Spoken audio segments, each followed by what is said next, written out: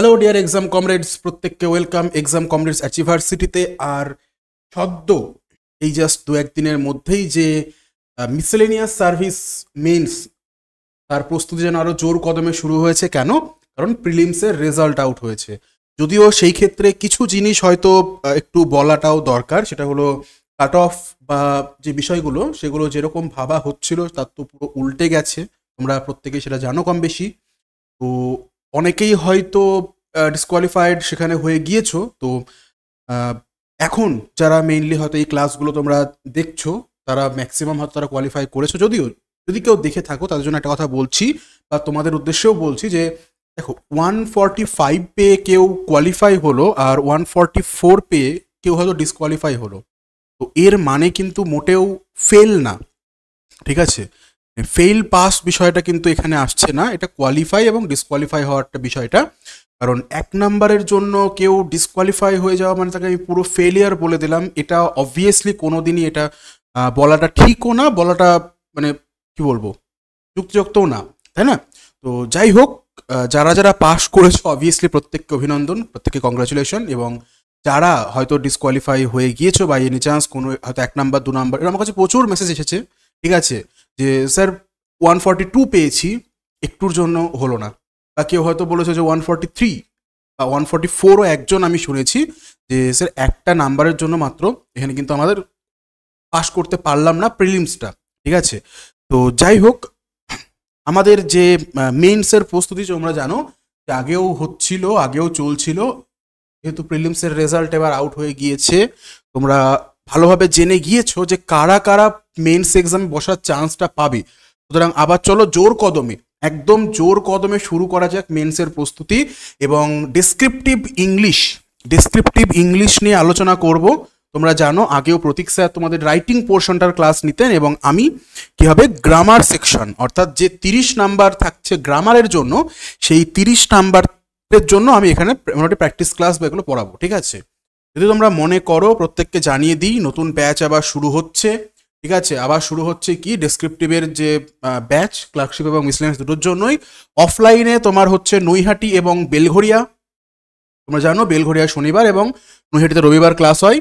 আর অনলাইনেও কিন্তু নতুন মিসলেনিয়াস ব্যাচ শুরু হচ্ছে। সুতরাং প্রত্যেকে দেখো উপরে কোনায় নাম্বার দেওয়া আছে 9143, এই যে নাম্বার দেওয়া আছে 914388633331, এই নাম্বারে তোমরা কিন্তু সরাসরি হোয়াটসঅ্যাপ করবে। হোয়াটসঅ্যাপ করে নিজের পুরো নাম এবং মিসলেনিয়াস অনলাইন ব্যাচ লিখে তোমরা হোয়াটসঅ্যাপ করলেই কিন্তু স্যার ওখান থেকে তোমাদের ডিটেলস পাঠিয়ে দেবেন, ঠিক আছে? এছাড়াও জানিয়ে দিই যে ইউটিউবে তোমাদের জন্য কিন্তু আবারও কমপ্লিটলি ফ্রিতেই তোমাদের এই যে সপ্তাহে 7 দিনে 7 দিন দেখতেই পাচ্ছ রুটিন, কারা কারা থাকবেন দেখে নাও এখানে প্রতিটা সাবজেক্টেই, ঠিক আছে? তো প্রতিটা সাবজেক্ট অনুযায়ী দেখো, যেরকম মানডে সোমবার কি হচ্ছে বেঙ্গলি ডেসক্রিপটিভ, একদম ফিক্সড টাইম অনুযায়ী। অর্থাৎ তোমরা যদি কেউ মনে করো তুমি ইউটিউব থেকে পড়বো, আরামসে পড়তে পারো। আমরা কোনোদিন কিন্তু বলি না যে না ইউটিউবে ক্লাস কম দেবো বা কিছু। তোমরা জানো আগেও দেওয়া হয়েছে, প্রায় 60+ ক্লাস অলরেডি দেওয়া আছে, ঠিক আছে? তো Bengali descriptive, English descriptive, Bengali grammar মানে ব্যাকরণ, ম্যাথ ডেসক্রিপটিভ, ইংলিশ গ্রামার, তোমরা ভাবি একদম দেখো কি বার এবং কোন সময় পুরো দেওয়া আছে। তোমরা চাইলে কিন্তু অবশ্যই ক্লাসগুলো এখানে করতে পারো, ঠিক আছে? আর যদি কেউ মনে করো যে না আমার বেঙ্গলি ইংলিশ মোটামুটি আগে কোনো এক্সামের জন্য পড়েছিলাম অলরেডি, বা কোনো সময় ক্লাসের জন্য পড়েছিলাম, শুধুমাত্র আমার জিএসটা এই মুহূর্তে মেইন ফোকাস, যেখানে প্রবলেম হচ্ছে, তাহলে সেখানে জিএস অর্ণব শর্মা স্যারের যে জিএস ব্যাচ, সেটাও জয়েন করতে পারো। সপ্তাহে 2 দিন করে ক্লাস হচ্ছে। এটার জন্য ওই সেম নাম্বারে জাস্ট অনলাইন জিএস ব্যাচ লিখে মেসেজ করে দেবো হোয়াটসঅ্যাপে, ঠিক আছে, নিজের নামের সাথে সাথে। তো চলো আর দেরি না করে আমরা শুধুমাত্র যে প্রশ্ন এখানে সলভ করব সেটার জন্যই না, আরও বিভিন্ন বিষয় নিয়ে আলোচনা করব, ঠিক আছে? কিভাবে লিখবে, লেখার কি প্যাটার্ন হওয়া উচিত, বা এই গ্রামারের প্রশ্নের জন্য কি আলাদা করে স্ট্র্যাটেজি থাকা উচিত, সেটা তোমাদের আমি বলবো, ঠিক আছে? তো দেখো তোমাদের মোটামুটি 30 নাম্বার বললাম যে থাকছে কোথায় গ্রামারের জন্য, তাই তো? 30 নাম্বার মানে 10x3, 3টে সেকশন থাকবে 10 নাম্বার করে, মানে এক একটা প্রশ্ন আবার 2 নাম্বার করে থাকছে এক একটা প্রশ্নের জন্য। সুতরাং বুঝতে পারছো মোটামুটি 15টা প্রশ্ন আমাদের কি করতে হবে এখানে গ্রামার পোর্শন থেকে থাকবে, যার মধ্যে 5টা থাকবে এই এরর কারেকশন। অর্থাৎ তোমরা হয়তো যারা ক্লার্কশিপ প্রিলিমসের ক্ষেত্রে বলো, বা ডাব্লিউবিসিএস হতে পারে, বা সেন্ট্রাল এসএসসি, এই এক্সামগুলো আমরা কি করেছি এমসিকিউ প্যাটার্নে আমরা এরর কারেকশন বা spot the error, sentence improvement এগুলো শিখেছি। কিন্তু এখানে তোমরা অলরেডি হয়তো প্রত্যেকেই জানো, আমি আগে বলেছিলাম যে কোনো অপশন থাকবে না, পুরো একটা সেন্টেন্স তোমার দেওয়া থাকবে, ঠিক আছে? এবং সেটা তোমার কোথায় ভুল সেটা নিজেই খুঁজে বার করতে হবে অবভিয়াসলি, এবং সেটা কারেকশন করে কারেক্ট সেন্টেন্সটা তুমি সেখানে কিন্তু লিখতে হবে। ক্লিয়ার? এবার এখানে একটা কনফিউশন চলে আসে যে স্যার লেখার সময় কোন কোন জিনিসগুলো মাথায় রাখবো। দেখো, আমি গ্রামারের ক্ষেত্রে আপাতত বলছি, সেটা হলো যে পোর্শনটা তুমি কারেকশন করছো, মানে কিছু না কিছু চেঞ্জেস করছো, সেখানে একটা আন্ডারলাইন করে দাও। কোথাও লেখা নেই যে আন্ডারলাইন করতেই হবে, আন্ডারলাইন করে দাও। কেন? কারণ যখন যিনি খাতা চেক করছেন, যখন তার চোখে পড়ে যাবে না এখানে আন্ডারলাইন করেছো মানে এখানে ভুলটা ছিল, তো তার কাছে সুবিধা হবে যে না চেক করতে সুবিধা, সুতরাং সেখানে কিন্তু হাফ নাম্বার তুমি কোথাও না কোথাও একটু হলেও বেড়ে যাবে। তো যদি দুটো প্রশ্নতেও হাফ নাম্বার করে উনি বেশি দেন খুশি হয়ে, তাহলে তোমরা বুঝতেই পারছো ওই যে শুরুতেই বলেছিলাম 144 পেয়েও যে প্রিলিমস হয়তো কোয়ালিফাই করতে পারেনি, যেন এবারেও এইরকম না হয় যে হাফ নাম্বার 1 নাম্বার জন্য আমি বাদ চলে গেছি। ঠিক আছে, যাই হোক, এইবার আরো একটা জিনিস বলে দিই যে লেখার সময় দেখো একটা জিনিসে আমি যখন খাতা চেক করতাম, এর আগে গ্রামারের বলো বা ডেসক্রিপটিভ রাইটিং এর বলো, যখন খাতা চেক করেছি আমি, তখন দেখতাম যে লেখার মধ্যে যে লাইন গ্যাপ, সেই লাইন গ্যাপ নিয়ে ভয়ঙ্কর রকমের কনফিউশন থাকে। কিরকম কনফিউশন? দেখো আমি বলে দিই বিষয়টা। অনেকের দেখছি দেখো একটা প্যারা শেষ হয়ে যে অন্য প্যারা শুরু হয়ে গেছে, ডেসক্রিপটিভের ক্ষেত্রে বলছি, সেটা তার মানে দেখে বোঝাই যাবে না। এটা যেন না হয়। দেখো প্রশ্ন তোমার খাতায় থাকবে, তুমি জানো অ্যান্সার শিট পুরো আলাদা হবে এখানে, ঠিক আছে? যদি আলাদা যদি হয় তার মানে তুমি পর কিন্তু তোমাকে উত্তরগুলো লিখতে হবে। সেই ক্ষেত্রে কিভাবে লিখবে? ধরে নাও তোমার এটা তোমার খাতা, ঠিক আছে? এটা তোমার খাতা, শুধু গ্রামার না, ডেসক্রিপটিভের ক্ষেত্রেও মানে রাইটিং এর ক্ষেত্রেও তোমার এটা ফলো করবে। তোমার খাতায় যখন তুমি কোনো উত্তর লিখছো, আগে আমি গ্রামার নিয়ে বলে দিই। ধরে নাও তুমি হয়তো উত্তর এখানে দিলে 5-এর চলো এ লিখলে, ঠিক আছে, তার উত্তর লিখবে। এবার সেই ক্ষেত্রে হয়তো তোমার কোনো লাইন এক লাইনে আটলো না, বড় সড়ো সেন্টেন্স, তুমি সেকেন্ড লাইনে দুটো বা তিনটে ওয়ার্ড এখানে দিতে হলো, ফুল স্টপ দিলে। এর পরবর্তী যে প্রশ্নটা লিখছো, অর্থাৎ তুমি 5-এর বি বা 5-এর সি এভাবে তুমি লিখছো, সেই ক্ষেত্রে তুমি যে লাইনের যে স্পেসটা থাকবে না এই দুটো লাইনের মধ্যে, সেটা তোমার যেন এই যেটা সিমিলার মানে একই প্যারাগ্রাফের যে লাইনগুলো তাদের মধ্যে যে গ্যাপ, যখন প্যারা পাল্টাচ্ছ তার জন্য মিনিমাম ডাবল হয়, 2 গুণ বা 2.5 গুণ ম্যাক্সিমাম, ঠিক আছে? মানে দ্বিগুণ থেকে ম্যাক্সিমাম 2.5 গুণ এই স্পেসিংটা যেন থাকে, ঠিক আছে? এটা একটা জিনিস মাথায় রাখবে। এবং এটা ডেসক্রিপটিভ রাইটিং এর ক্ষেত্রে কিন্তু আরো বেশি ইম্পর্টেন্ট। মানে এমনটা না হয় তুমি তো হলো কোনোটা সেন্টেন্স এখানে শেষ হয়েছে, তুমি পরেরটা আবার এখান থেকে লেখা শুরু করছো, কোনো স্পেস নেই। অনেকে আবার কি করে, ধরো এই জি এমন লম্বা লিখছে যে পরের লাইন হয়তো মাঝে এখানে আই ঢুকে গেছে, দেখতেই পাবে না খাতাতে, ঠিক আছে? মানে জি এর পেটের মধ্যে আই চলে আসছে, এগুলো যেন না হয়। তো গ্রামারের ক্ষেত্রেও অবভিয়াসলি এটা মাথায় রাখবে। এবং আর যেটা বললাম মানে ডেসক্রিপটিভ রাইটিং এর ক্ষেত্রেও তাই, আর যেগুলো বললাম সেগুলো কিন্তু প্রতিটা জিনিস লেখার ক্ষেত্রে মাথায় রাখবে, এবং সেটা এখন থেকেই খাতায় কিন্তু প্রত্যেকের লেখা শুরু করে দাও। বা যারা শুরু করেছো অলরেডি খুবই ভেরি গুড, যারা এখনো প্র্যাকটিস করছো না অবভিয়াসলি এবার কিন্তু প্র্যাকটিস শুরু করে দাও। এবার তোমাদের বলে দিই, অবভিয়াসলি হ্যাঁ প্রতিটা প্রশ্নের জন্য 2 নাম্বার করে থাকবে। এবার কিছু কিছু প্রশ্ন তোমার মনে হতেই পারে স্যার তো ভীষণ সহজ, ঠিক আছে, তো ভীষণ সহজ এর জন্য 2 নাম্বার, তোমাদের আর্টিকেলের ভুল ছিল জন্য 2 নাম্বার। হ্যাঁ এটার জন্যই 2 নাম্বার। দেখো আর্টিকেলের ভুলের জন্য অন্যান্য এক্সামে তো 1 নাম্বার করে দিচ্ছেই, তাই না? শুধু তোমাকে কি করতে হচ্ছে, একটা অপশন টিক করতে তোমার 1 নাম্বার তুমি পেয়ে যাচ্ছ। এবার এখানে ওটার জন্য 2 নাম্বার কেন দিচ্ছে? কারণ উইদাউট অপশন মানে তোমার তুক্কা মারার জায়গাটা থাকছে না এখানে, তোমাকে পুরোটা আবার পুরো সেন্টেন্স লিখতে হচ্ছে, আসলে সেই সবটার জন্য 2 নাম্বার দিচ্ছে। শুধুমাত্র কিন্তু এখানে এরর কারেকশনের জন্য 2 নাম্বার দিচ্ছে না। সুতরাং এমনটা না যে অনেক সময় আমি দেখি অনেক কনফিউশন, স্যার শুধুমাত্র এইটাই ভুল নাকি দেখি আরো আরো খুঁজে আর কোথায় ভুল আছে, না ওরকম করার দরকার নেই। জেনারেলি 2-3 জায়গায় ভুল থাকে না, যেটা আমরা আগের মানে পরীক্ষাগুলো দেখেছিলাম, এক জায়গাতেই জেনারেলি ভুল থাকবে। হ্যাঁ এক জায়গাতেই একের বেশি শব্দে ভুল থাকতে পারে, কিন্তু এখানে একটা ভুল এখানে একটা ভুল এরকম খুব একটা থাকে না। এবার যদি বাই চান্স প্যাটার্ন পাল্টে ভুল ওরকম দিয়েও দেয়, সেটা হতে পারে, একদমই না হওয়া হবে না আমি বলছি না, কিন্তু ওই যে একটা ছোট ভুল পেয়েছি বলে আরও আমি ভুল জোর করে খুঁজে বার করছি বা ভুল তৈরি করে চেঞ্জ করছি, এটা করতে যাবে না। আর কি করতে হবে, অবশ্যই তোমাকে কিন্তু পুরো সেন্টেন্সে উত্তর দিতে হবে। ওই যেটা স্কুলে আমরা করতাম, চলো এক দিয়ে মানে একের এ শুধু ওয়ার্ডটা লিখে দিলাম, এটা একদমই করবে না। সেকেন্ড জিনিস মাথায় রাখবে যে কি ভুল আছে সেটা তোমাকে কিন্তু মার্কিং করে দেখাতে হবে না, তার কোনো রকম প্রয়োজন নেই। ওরা একটা ভুল সেন্টেন্স দিয়েছে কোশ্চেন পেপারে, তুমি তোমার অ্যান্সার শিটে একটা সঠিক সেন্টেন্স দেবে, ব্যাস, দ্যাটস অল। তো আমি একটা দুটো তোমাদের লিখে দেখিয়ে দিচ্ছি, ঠিক আছে? বাকিগুলো কি করবো, আমি জাস্ট মার্ক করে মানে যেমনটা আমাদের শেখানোর ক্ষেত্রে যেটুকু ব্যবহার করি সেটুকু আমি বলে দিচ্ছি। তোমরা খাতায় কিন্তু অবশ্যই পুরো সেন্টেন্সটা লিখবে, ঠিক আছে? এখন থেকে লেখা প্র্যাকটিস করো, কারণ লিখতে হবেই এক্সাম হলে। দেখো প্রশ্নটা দেখে নেই এবার আমরা। দ্য কোয়ালিটি অফ অ্যাপেলস, কি বলেছে? দ্য কোয়ালিটি মানে গুণমান বলতে পারো, ঠিক আছে? গুণমান of the apples and bananas, apple এবং যে কলাগুলো আছে তার যে কোয়ালিটি, কি বলেছে? Are not up to the mark বা আপ টু দ্য, এখানে স্ট্যান্ডার্ডস দেওয়া আছে। স্ট্যান্ডার্ডস কি? রিকোয়ার্ড ফর এক্সপোর্ট, মানে আমি যে এগুলোকে এক্সপোর্ট করব অন্য কোনো জেলাতে, অন্য কোনো রাজ্যে বা বাইরে কোনো দেশে পাঠাবো, যাই হোক না কেন, সেটার জন্য যে গুণমানটা, যে কোয়ালিটিটা প্রয়োজন, সেই কোয়ালিটি কিন্তু এগুলো নেই। এবার এখানে কি এরর আছে খুঁজে বার করো, খুঁজে বার করো, প্রত্যেকে কমেন্টে জানাবে কিন্তু অবশ্যই, ঠিক আছে? কি এররটা আছে। টাইপিং তোমাকে ফুল সেন্টেন্স করতে হবে না, টাইপিং প্র্যাকটিস করে লাভ নেই এখানে, জাস্ট কমেন্টে জানাও ছোট্ট করে যে কোথায় ভুল আছে। দেখো কি করে এগুলো সলভ করার চেষ্টা করবো। অবভিয়াসলি গ্রামারের প্রত্যেকটা রুলস তোমাকে জানতে হবে, না হলে পসিবল না। দেখো এখানে বিষয়টা হচ্ছে এই যে অফ, অফ কি? কোন পার্ট অফ স্পিচ? অফ কিন্তু একটা প্রিপোজিশন, তাই না? অফ একটা প্রিপোজিশন।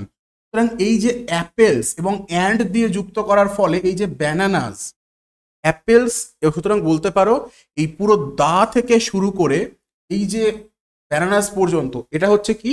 এটা হচ্ছে একটা প্রিপোজিশনাল অবজেক্ট, ঠিক আছে? প্রিপোজিশনাল অবজেক্ট সেকশন চলে আসছে। এইবার আমরা সাবজেক্ট ভার্ব এগ্রিমেন্ট পড়তে গিয়ে একটা জিনিস যেটা বেসিক শিখতে হয় সেটা হচ্ছে যে সাবজেক্ট সিঙ্গুলার হয় তাহলে ভার্ব সিঙ্গুলার, যদি সাবজেক্ট প্লুরাল হয় তাহলে ভার্ব প্লুরাল। কিন্তু এখানে অ্যাপেলস প্লুরাল, ব্যানানাস প্লুরাল দেখে তোমাদের মাথায় আসবে ঠিকই তো আছে, এখানে ভুল নেই। কিন্তু না, এখানে এই পোর্শনটা কি বললাম যে অ্যাপেলস এবং ব্যানানাস এগুলো হলো কি? এগুলো হচ্ছে প্রিপোজিশনাল অবজেক্ট। আমরা অবজেক্ট অনুযায়ী কিন্তু ভার্ব চুজ করি না, আমরা চুজ করব সাবজেক্ট অনুযায়ী। এবং এখানে সাবজেক্ট হচ্ছে কোয়ালিটি, এটা হচ্ছে সাবজেক্ট। এবং তোমরা জানো কোয়ালিটি একটা কিরকম নাউন? কোয়ালিটি একটা অ্যাবস্ট্রাক্ট নাউন, এবং অ্যাবস্ট্রাক্ট নাউন মানেই সেটাকে আমরা সবসময় সিঙ্গুলার আকারে ট্রিট করি। সুতরাং এখানে আর, এই ভুলটা ছিল, আর হবে না, যেহেতু এখানে ইজ, কোয়ালিটি ইজ, এইভাবে। এবার কিভাবে লিখবে দেখো, পুরো সেন্টেন্সে কিন্তু তোমরা অ্যান্সারটা করবো, অর্থাৎ the quality of the apples, the quality of the apples and bananas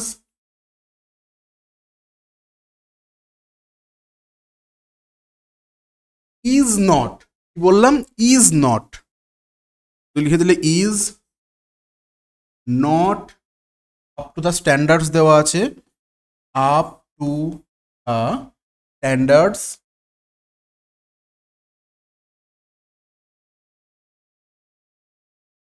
তারপর কি আছে? required for export, এখানে লিখে দাও required for export, এবং লাস্টে অবশ্যই ফুল স্টপ, লাস্টে অবশ্যই ফুল স্টপ, ওটাও কিন্তু খুবই ইম্পর্টেন্ট, ঠিক আছে?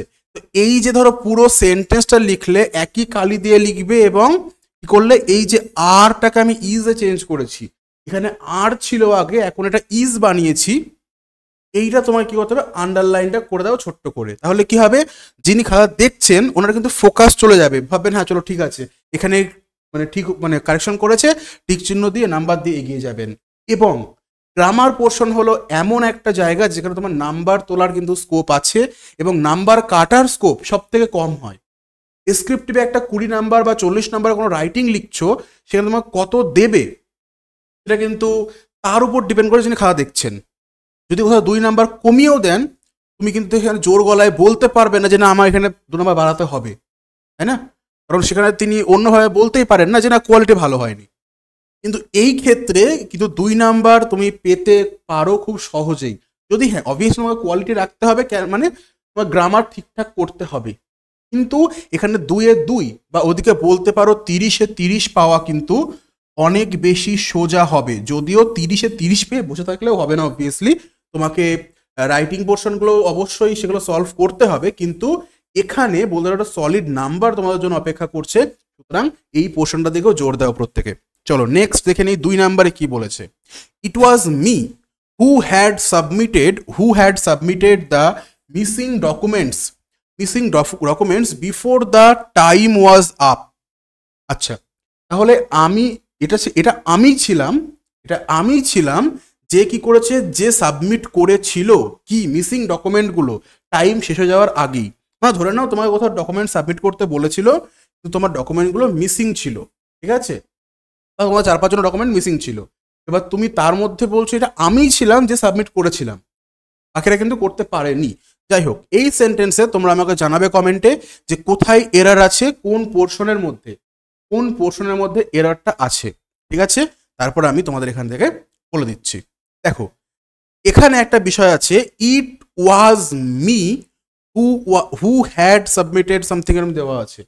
এবার আমরা অনেক সময় এই যে ইট ওয়াজ মি এই যে ফ্রেজগুলো আমরা ইউজ করি না, এটা তুমি দেখো স্পোকেনের ক্ষেত্রে তুমি বলার ক্ষেত্রে বলতে পারো, সেখানে জেনারেলি এখন আর খুব একটা কেউ মানা করে না, ঠিক আছে? গ্রামাটিক্যাল একটু একটু গন্ডগোল হলেও সমস্যা হয় না। কিন্তু যখন তুমি এক্সাম হলে আছো, তখন তোমাকে কিন্তু ফর্মাল ইংলিশটা ব্যবহার করতে হবে, এবং ফর্মাল ইংলিশ অনুযায়ী এখানে মি হতে পারে না। কেন পারে না? কারণ দেখো এই যে হু, এটা হচ্ছে একটা রিলেটিভ প্রোনাউন। অর্থাৎ রিলেটিভ প্রোনাউনের কাজ কি? রিলেটিভ প্রোনাউনের কাজ হলো তার আগে যে নাউন বা প্রোনাউনটা বসে আছে সেটার মতো করে কাজ করা, তাই না? বারবার রিপিট না করে জাস্ট এটার মতো করে কাজ করা। বা বাংলায় বলতে পারো হু মানে এখানে কিন্তু কে হচ্ছে না, এখানে হচ্ছে যে, ঠিক আছে? এইবার যে সাবমিট করেছিল, তাহলে যদি এটা প্রোনাউন হয় মানে সাবজেক্ট বা অবজেক্ট হতে পারবে। আমাকে বলো তো এটা কি সাবজেক্ট? উত্তর হচ্ছে হ্যাঁ। সাবমিটেড হচ্ছে আমাদের মেন ভার্ব, হ্যাড হচ্ছে আমাদের অক্সিলারি ভার্ব, এবং হু এটা আমাদের অবভিয়াসলি সাবজেক্ট, এটা অবশ্যই সাবজেক্ট। এবং কি বললাম, এই হুটা কাকে মানে রিলেট করছে, সেটা হচ্ছে এই ওয়ার্ডটাকে। এখানে মি বসতে পারে না, কারণ মি কি প্রোনাউনের অবজেক্টিভ কেস। এখানে দরকার আমার সাবজেক্টিভ কেস, কারণ এটা আমি ছিলাম কি যে সাবমিট করেছিল। সুতরাং তোমাকে চেঞ্জ করতে হবে কি এখানে, ইট ওয়াজ আই, মি হবে না কিন্তু, ইট ওয়াজ আই। তারপর যেমন আছে তেমন লিখে দাও, ভুল এখানেই ছিল, বাকি তোমরা দেখে নিতে পারো, আর কিন্তু কোথাও সেরকম ভুল নেই। তাহলে হু হ্যাড সাবমিটেড কি দ্য মিসিং ডকুমেন্টস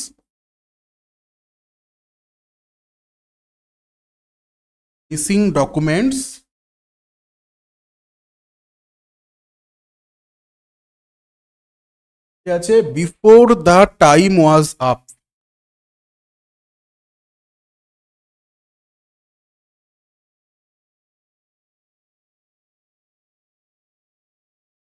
লাস্টে ফুল স্টপ, এবং অবশ্যই এই যে আয়ের নিচেটা আন্ডারলাইন করে দাও, যেন চোখে পড়ে যায় বিষয়, ঠিক আছে? এবার দেখো এখানে এই যে হু ইট ওয়াজ আই যখন বললাম না, এখানে আমি আরো একটা বিষয় বলে দিই। অনেক সময় কি করি, হয়তো এরকমও দিতে পারে কিছু কিছু প্রশ্ন, যে ইট ওয়াজ আই, ঠিক আছে, বা ইট ওয়াজ মি হু ইজ, তারপর কিছুটা দেওয়া আছে, ধরো কোনো একটা ভার্ব সহ একটা সেন্টেন্স দেওয়া আছে। এবার এখানে গন্ডগোল কি আছে, এখানে গন্ডগোল হচ্ছে যে প্রথম কথা একটু কথা তোমাদের বললাম যে যখন এখানে হু থাকছে তার মানে কি এটা সাবজেক্ট আকারে কাজ করছে, সুতরাং এখানে মি হবে না, এখানে মি হবে না, আচ্ছা এখানে ইট হবে আইটি, তাই তো? এখানে মি হবে না, কি হবে, এখানে আই বসবে। এবং এবং একটু আগে বললাম হু হচ্ছে রিলেটিভ প্রোনাউন, অর্থাৎ আমি লিখেছি হু ঠিকই, কিন্তু হু এক্স্যাক্টলি কাজ করবে সেই রকমই যেরকম কাজ করতো আই। মানে আয়ের সঙ্গে যেমন অ্যাম বসে, ঠিক সেরকম এখানে কিন্তু হু এর পরেও যেহেতু আয়ের পর হু বসেছে, সুতরাং এখানে অক্সিলারি ভার্বের ক্ষেত্রে কিন্তু ইজ বসবে না, এখানেও অ্যাম বসবে। এখানেও কি বসবে বললাম, অ্যাম বসবে। সুতরাং যদি কোনো সেন্টেন্স এরকম থাকে যে it was I who is responsible বা হু ইজ দ্য কি বলবো ট্যুর গাইড, এরকম থাকে কিছু, মাথায় রাখবে যে হু এর পর যেহেতু আগে আই আছে, মানে তুমি ধরে নাও এখানে হু লেখা নেই, এখানে আরেকটা আই লেখা আছে, যেরকম আয়ের সঙ্গে অ্যাম বসে সেরকম ওখানে কি করতে হবে, অ্যাম লিখতে হবে। যদি বলি ইট ওয়াজ ইউ বা ইট ইজ ইউ, হু আর বসবে তারপরে কিন্তু, ঠিক আছে, বা ওয়ার বসবে, এটা কিন্তু মনে রাখবে। চলো এবার আমি একটা কাজ করি, সেটা হচ্ছে কি, সেটা হচ্ছে তোমাদের শর্টে যতটা কম সময়ে পারা যায়, শুধু তো সময় নষ্ট করে লাভ নেই বেশি, তোমরা বাড়িতে খাতায় লিখতে পারবে। তো আমি জাস্ট তোমাদের মোটামুটি একটা হাইলাইট করে দিচ্ছি যে কোন পোর্শনে দেখো এরর থাকছে, কারণ এররটাকে আইডেন্টিফাই করা, খুঁজে পাওয়াটাও কিন্তু মুশকিল। এবং তোমাদের তো আমি অনেকের ক্ষেত্রেই, মানে ম্যাক্সিমাম এর ক্ষেত্রেই মানে শুনেছি যেটা, যে স্যার আমার না সবই ঠিক আছে, ইংলিশ আমি সবই পারি, শুধু না স্পট দ্য এররে প্রবলেম হয়, মানে এরর যে কোন চ্যাপ্টার থেকে এবং কোথায় আছে খুঁজে পেতে সমস্যা হয়। এবং আমি সেই রকমই প্রশ্ন এখানে রেখেছি, দেখো যে কটা প্রশ্ন আছে একটু আনকমন। হ্যাঁ তোমরা জানলে অবভিয়াসলি সোজা, জানলে আর কঠিন কোনটা হবে, তো না জানলে একটু আনকমন টাইপের এখানে দেখো এররগুলো আছে, দেখে নাও। কি বলেছে, he will meet you at the station, সে তোমার সঙ্গে দেখা করবে কোথায়, স্টেশনে, কবে, ইয়েস্টারডে, গতকাল। এবার দেখো অলরেডি যখন তুমি এটা পড়ছো হয়তো অনেকেরই চোখে পড়ে যাবে যে ভুলটা কোথায় আছে, তবুও দেখে নিই।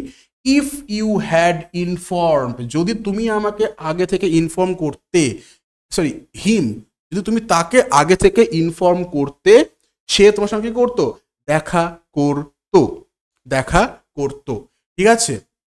এইবার এখানে যদি আমি, গন্ডগোলটা কি, যদি এখানে আমি শুধুমাত্র উইল মেট কেটে মেট লিখে দিতাম, উইল মিট কেটে যদি মেট লিখতাম, মানে V2 বসিয়ে দিতাম, তাহলে এটা গন্ডগোল হতো, তাহলে কিন্তু এটা গন্ডগোল হতো। সে গন্ডগোলটা কি, সেটা হলো, দেখো ওখানে বলেছি ইফ, মানে এটা কন্ডিশনাল ব্যাপারটা চলে আসছে, কিন্তু মানে এটা কন্ডিশনাল ব্যাপারটা চলে আসছে, কন্ডিশন এখানে অ্যাপ্লাই হচ্ছে। যদি তুমি বলতে, যদি তুমি ইনফর্ম করতে, তাহলে আমি এটা করতাম, করতাম। আর মেট মানে কি, করলাম, এইরকম একটা বিষয় চলে আসছে। দেখা করলো, তাই না, করলো তো না, দেখা করতো, মানে একটা পসিবিলিটি রাখতে হবে। তো পসিবিলিটি এখানে রাখার জন্য আমরা কি ব্যবহার করি, সেটা হচ্ছে তুমি এখানে ব্যবহার করতে পারো উড। কি বললাম, ব্যবহার করতে পারো উড, অর্থাৎ হি উড মিট। তোমরা জানো মানে যখনই কোনো মডাল বসবে, মডাল অক্সিলারি ভার্ব বসবে, তারপর কিন্তু ভার্বের ফার্স্ট ফর্মই বসে। এটা মডালটা উইল হোক বা উড, শ্যাল হোক বা শুড, মে বা মাইট, কোনো যায় আসে না। মডাল, শ্যালও যেরকম মডাল, শুডও মডাল, উইল যেরকম মডাল, উডও কিন্তু মডাল। সুতরাং উইলের পাস্ট ফর্ম উড বসাচ্ছি বলে এখানে মেটের পাস্ট ফর্ম মিট, মানে মেট বসিয়ে দেবো, এটা কিন্তু করবে না। ক্লিয়ার? তো he would meet you at, কি বলেছে, the station.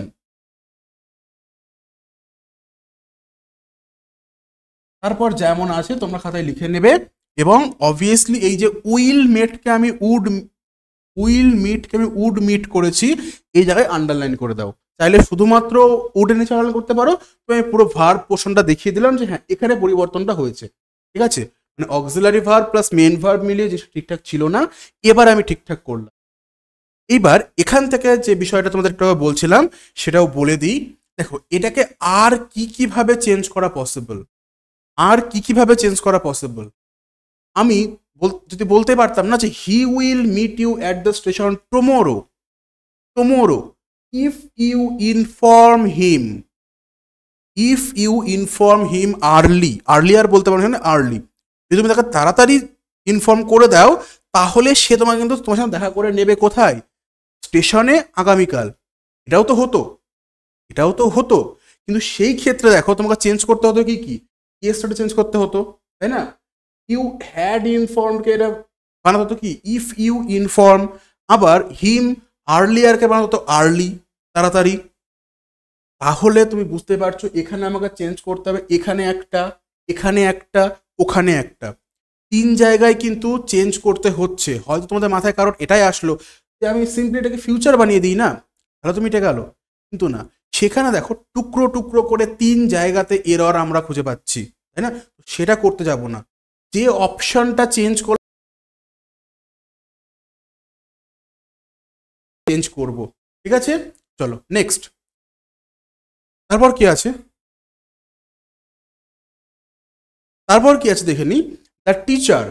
The teacher insisted to check the assignment and assignment again before giving the final grade. অর্থাৎ টিচার কি করলো, ইনসিস্ট করলো কিসের জন্য, চেক করার জন্য, অ্যাসাইনমেন্টটা চেক করার জন্য, ঠিক আছে? কিসের আগে, before giving the final grade দেওয়ার আগে। তোমরা জানাবে এখানে কোথায় এরর আছে এবং সেটা কারেকশন করার পর কি হবে, তোমরা কিন্তু প্রত্যেকে এটা অবশ্যই আমাকে জানাবে। দেখো এখানে আসলে গন্ডগোলটা আছে একটা প্রিপোজিশনের। কিসের আছে গন্ডগোল, প্রিপোজিশনের। সেটা হলো এই টুটা ভাই এখানে বসবে না। কি বললাম, টু এখানে বসবে না। তাহলে কি বসবে, ইনসিস্টের সঙ্গে তোমরা জানো যে যেটা ফিক্সড প্রিপোজিশন সেটা কি, এটা হচ্ছে অন। অর্থাৎ এখানে তোমাকে লিখতে হবে টিচার insisted on। এইবার এখানে গন্ডগোল আছে একটা, শুধুমাত্র অন করলেই কিন্তু হবে না, আসলে ইনসিস্ট অন প্লাস জেরান্ড ব্যবহার করতে হবে আমাদের। চেক কি, চেক হচ্ছে ভার্ব, তোমরা ভার্ব এখানে মানে ভার্বের ফার্স্ট ফর্ম ব্যবহার করতে পারবো না, কি ব্যবহার করতে হবে, জেরান্ড ফর্ম। অর্থাৎ পরে একটা আইএনজি যুক্ত করে দাও, অন চেকিং দ্য অ্যাসাইনমেন্ট। আর কোনো সমস্যা নেই, before giving the final grade. তাহলে এখানে আমি কি করব, ইনসিস্টেড অন চেকিং, এই পোর্শনে আন্ডারলাইন করে দিলাম যে ভাই দেখো এই যে এখানে ভুলটা ছিল, আমি এখানে কারেকশন করেছি। এবং জানো তো এরা একটা মজাদার বিষয় আছে যে হয়তো এমনও হতে পারে, দেখো তোমার খাতা চেক করছেন একজন, এবার শুধু তোমার খাতা চেক করছেন না, একের পর এক খাতা চেক করছেন ইংলিশের খাতা, ঠিক আছে? তার আগে শুরুতে হয়তো সেটা কোনো লেটার ছিল, কোনো রিপোর্ট ছিল, সেগুলো চেক করছেন উনি। ট্রান্সলেশন প্রেসি, এটা তো থাকে না, হবে ট্রান্সলেশন প্রেসি রিপোর্ট, এগুলো চেক করছেন। আবার গ্রামার চেক করছেন, এবং যদি 50টা খাতা নিয়েও বসেন উনি বা 20টা খাতা নিয়ে বসেন, তাহলে কি হবে, ওই একের পর এক চেক করতে করতে না একটা সময় পর একটু বিরক্তি লাগবেই। তখন যদি তুমি মার্ক করে দাও ওনার সুবিধা হবে চেক করতে, একটু খুশি হয়ে নাম্বারটা দেবেই। বরং এছাড়াও ধরো বাই চান্স কোথাও একটা ভুল করেছো, ঠিক আছে, যদি পুরোটা খুঁজতে হয় তাহলে তো খুঁজে খুঁজে নাম্বার কাটবে, কিন্তু এখানে একটা চান্স থাকে। আমি বলছি না যে স্কিপ করেই দেবেন, কারণ ওনারাও জানেন যে ভুল থাকতে পারে, কিন্তু একটা তাও চান্স থাকে যে কারোর ক্ষেত্রে হয়তো একটা ভুল একটু হলেও মিস হয়ে গেল, কোথাও এনের পরে তুমি এ লিখেছো তো সেটা অতটা চোখে পড়লো না। সুতরাং সেই জন্য অবভিয়াসলি আন্ডারলাইন করে তাকে দেখিয়ে দাও, দেখো স্যার এইখানে ভুলটা ছিল, আমি চেঞ্জ করেছি এখানে, ঠিক আছে? চলো নেক্সট, এখানে কি বলেছে, each student and each teacher were absent yesterday. প্রত্যেকটা ছাত্র বা প্রত্যেকটা ছাত্রছাত্রী এবং প্রত্যেকটা টিচার কি ছিল, গতকাল কিন্তু অ্যাবসেন্ট ছিল। মানে স্টুডেন্টরা তো ফাঁকিবাজ ছিলই, এখন তার সঙ্গে টিচাররা ফাঁকিবাজ হয়ে গেছে, স্কুলে আসছে না বা কলেজে যাচ্ছে না, ঠিক আছে? মানে প্রত্যেকটা ছাত্রছাত্রী এবং প্রত্যেকটা শিক্ষক শিক্ষিকা তারা কিন্তু গতকাল অ্যাবসেন্ট ছিল। ক্লিয়ার?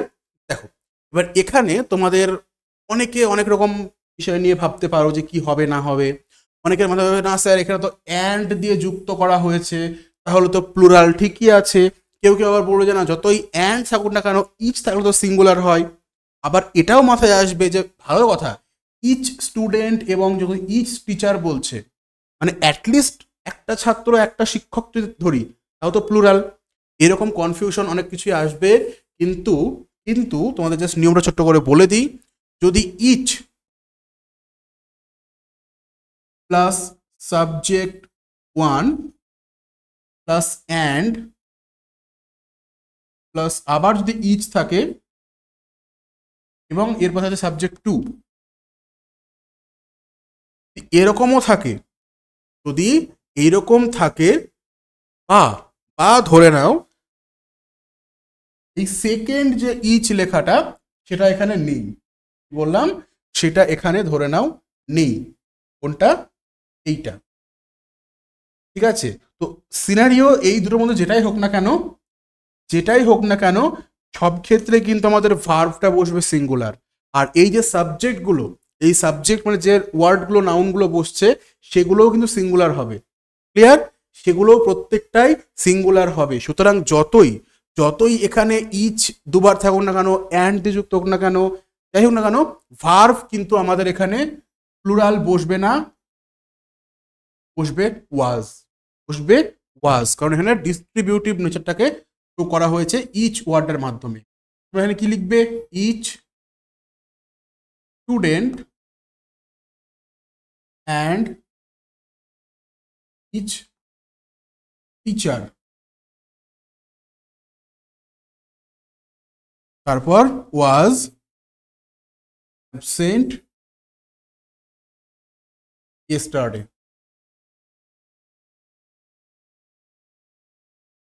ক্লিয়ার? তাহলে এবারে আন্ডারলাইন করে দাও কিসে, ওয়াজ এর নিচে, কারণ আমি ওয়ার থেকে পাল্টে ওয়াজ বানিয়েছি। আর হ্যাঁ, এই যে কেটে কুটে দেখাচ্ছি আমি, এটা তোমাদের বোঝার সুবিধার জন্য, এটা কিন্তু অবশ্যই মানে খাতায় যেন লিখতে যাবে না ভুল করেও। ওরা একটা সেন্টেন্স দিয়েছে, পরিবর্তে তুমি একটা সেন্টেন্স ফেরত দিচ্ছ, ওরা ভুল সেন্টেন্স দিয়েছিল, তুমি সঠিক সেন্টেন্সটা জাস্ট তাদের দিয়ে দিচ্ছ, দেখিয়ে দিচ্ছ হ্যাঁ এইটা হবে কারেক্ট সেন্টেন্স। কোনো ইনস্ট্রাকশন দেওয়ার, এই যে এইখানে ভুল ছিল, এখানে এই নিয়ম কাজে লেগেছে, কোনো দরকার নেই এগুলোর, ঠিক আছে। চলো তারপর, the answer she gave, the answer she gave was the most perfect one out of all the options provided. অর্থাৎ সে যে অ্যান্সারটা দিয়েছিল, সে যে অ্যান্সারটা দিয়েছিল সেই অ্যান্সারটা কি ছিল, সব থেকে বেশি পারফেক্ট ছিল কিসের মধ্যে, যতগুলো অপশন দেওয়া ছিল সেই অপশনগুলোর মধ্যে তার সে যে অপশনটা চুজ করেছিল বা সে যে অপশনটা উত্তর দিয়েছিল সেটা ছিল সব থেকে বেশি পারফেক্ট, সব থেকে বেশি পারফেক্ট। তাহলে বলো এবার এখানে কোথায় ভুল আছে, প্রত্যেকে জানাও। The answer she gave was the most perfect one out of all the options provided. এবার এটার জন্য তোমাদের একটা ছোট্ট জিনিস বলতে হবে, সেটা কি, সেটা হচ্ছে দেখো কিছু কিছু অ্যাডজেক্টিভ থাকে, যেরকম যদি নর্মাল বলি যে গুড, এবার এটা হচ্ছে কি আমাদের ওপিনিয়ন, গুড হচ্ছে এটা ওপিনিয়ন, মানে ছেলেটা ভালো কি খারাপ, দেখো হতেই পারে না আমার ভালো লাগে, তোমার ভালো নাও লাগতে পারে একটা ছেলেকে, বা তোমার আমাদের হয়তো বন্ধু, কিন্তু আমার একটু বেশি ভালো লাগে, আমার ভালো বন্ধু হয়ে গেছে, তোমার সঙ্গে ঠিক অতটা বনছে না। তাহলে কি এই যে তাকে আমি গুড বলছি, তুমি তাকে ব্যাডও বলতে পারো, ঠিক আছে, মানে এগুলো হচ্ছে ওপিনিয়ন। তো এটার ক্ষেত্রে আমি তাকে একটু বেশি ভালো বলার জন্য হয়তো বেটার বলে দিচ্ছি, বা তাকে সব থেকে ভালো বন্ধু আমার, সেজন্য আমি বলে দিতে পারি বেস্ট বা বেস্ট ফ্রেন্ড, ঠিক আছে। কিন্তু কিছু কিছু অ্যাডজেক্টিভ এমনও থাকে যেগুলোর ক্ষেত্রে আমরা কিন্তু এই জাতীয় যে ডিগ্রি চেঞ্জ করছি এগুলো করতে পারবো না। যেমন আমি যদি বলি স্কয়ার, বা ধরে নাও বলি উডেন, আগে এগুলো দিয়ে শুরু করি। এইবার ভাবো উডেন এটা কি, বলতে পারি না উডেন চেয়ার, উডেন চেয়ার সেটার নিচে তুমি আর উডেন আর উডেনেস্ট করতে পারবে না। আরে ভাই কাঠের চেয়ার, বেশি কাঠ, সব থেকে বেশি কাঠ হতে পারে না নিশ্চয়ই, তাই না। প্রথমে বলো সার্কিউলার, যেটা একটু বলছিলাম স্কোয়ার বা সার্কিউলার, রেক্টাঙ্গুলার, এগুলো তো আর যেটা অলরেডি গোল, গোল মানে কি হবে, গোল মানে বিষয়টা দাঁড়াচ্ছে এই যে এটাকে বলা হয় গোল, এটাকে বলা হয় গোল, এর আর কম গোল বেশি গোল কি হতে পারে, যদি একটু কম গোল হয় মানে একটু চ্যাপটা হয় তাহলে আমি গোল বলবোই না, ওভাল বলে দেবো না, ডিম্বাকার। তার মানে এই যে উডেন, আয়রন, ঠিক আছে, বা সার্কিউলার, এই ধরনের যে ওয়ার্ডগুলো এর কিন্তু কোনো রকম আমরা ডিগ্রি চেঞ্জ করতে পারি না। ঠিক সেই রকম একটা ওয়ার্ড হচ্ছে, ঠিক সেরকম একটা অ্যাডজেক্টিভ হচ্ছে এই পারফেক্ট। এবং একদিক থেকে দেখতে গেলে পারফেক্ট অলরেডি সুপারলেটিভ আছে, মানে সব থেকে যেটা ভালো সেটাকে আমরা পারফেক্ট বলি, সব থেকে ঠিকঠাক। সুতরাং এর আগে আমি কিন্তু আর এই মোস্ট ওয়ার্ডটা ব্যবহার করব না, আমি এখানে লিখছি না, ঠিক আছে। তোমরা দেখো, the answer she gave was the perfect one out of all the options provided. বাস এই সেন্টেন্সটা লেখো। তোমার মাথায় কনফিউশন, স্যার তাহলে আন্ডারলাইন কোথায় করবো? এটা ওয়ার্ড পুরো উড়ে গেল, দরকার নেই, শুধুমাত্র এই দা পারফেক্ট আন্ডারলাইন করে দাও, এটা থাকছে না, মানে তাকে হাইলাইট করে দাও। স্যার এখানে না আমি কিছু চেঞ্জ করেছি একটা, তো আপনি এই জায়গাটা দেখুন, ঠিক আছে। চলো, তাহলে এই ছিল আমাদের 6 নম্বর প্রশ্ন। লাস্টে আর দুটো প্রশ্ন এখানে রাখা আছে, এগুলো তোমার জন্য থাকবে হোমওয়ার্ক, ঠিক আছে। তাহলে এই দুটো তোমার জন্য থাকছে কি, হোমওয়ার্ক দেওয়া থাকছে, এবং তোমরা কি করবে, এই দুটো সলভ করে কমেন্ট সেকশনে প্রত্যেকে কিন্তু সেটা টাইপ করে অবভিয়াসলি কমেন্টে প্রত্যেকে জানাবে। আমি প্রত্যেকটা কমেন্ট চেক করব এবং চেক করে তোমাদের জানাবো যে উত্তরটা ঠিক আছে কিনা, বা যদি ভুল হয়েও যায় বাই চান্স, আমি সেখানে সঠিক যে নিয়মটা সেটা জানিয়ে দেবো। কি আছে, by the time we will arrive the event would have already been concluded, okay. আর question number 8, although he worked hard but he didn't succeed in passing the final exam। এই দুটো প্রশ্ন কিন্তু থাকছে, ঠিক আছে। এবং আরও একবার জানিয়ে দিই শেষ করার আগে, সেটা হচ্ছে অনলাইন এবং অফলাইনে নতুন যে ডেসক্রিপটিভ মিসলেনিয়াস এবং ক্লাবশিপের জন্য ডেসক্রিপটিভ ব্যাচ কিন্তু আসছে। অফলাইনে নৈহাটি এবং বেলঘড়িয়াতে এরা অ্যাডমিশন চলছে। এবং যদি এই নাম্বার দেখো 9143886333 এই নাম্বারে তোমরা যোগাযোগ করতে পারো হোয়াটসঅ্যাপে, অথবা যদি কেউ মনে করো যে আমি অনলাইন যোগাযোগ করব, তাহলেও এই একই নাম্বারে তোমরা কিন্তু যোগাযোগ করতে পারো হোয়াটসঅ্যাপে, ঠিক আছে। তাহলে চলো, আজকের মতো তাহলে ক্লাসটা এখানে শেষ করছি, দেখা হচ্ছে আবার পরবর্তী ক্লাসে।